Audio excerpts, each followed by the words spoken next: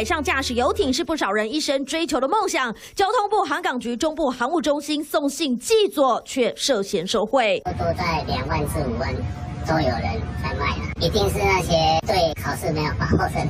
大概说是2万块左右，上课的费用也差不多是这样。送信记佐堪称游艇驾照门神，他涉嫌透过船公司赖姓负责人蔡姓掮客，帮助超过2000人取得黑牌驾照。遭查对象包括日月潭船舶业者、船舶及引擎买卖业者、幼儿园业者、台铁售票员等人员。杜姓员工他是其中一个船老板找过来的员工。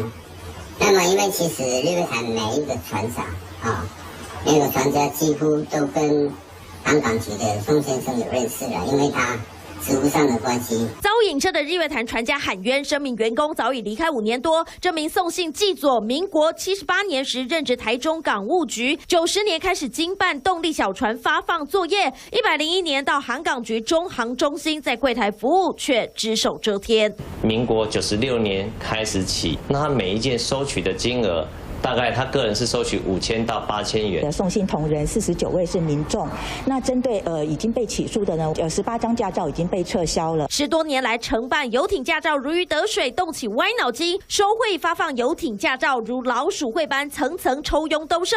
检调发动3波搜索，东窗事发后，送信记佐被调离现职，事后记大过撤职，并且停止任用2年，还得面对司法调查。3立新闻吴坤宇、朱俊杰、黄大峰、吴一哲、赵英光综合报道。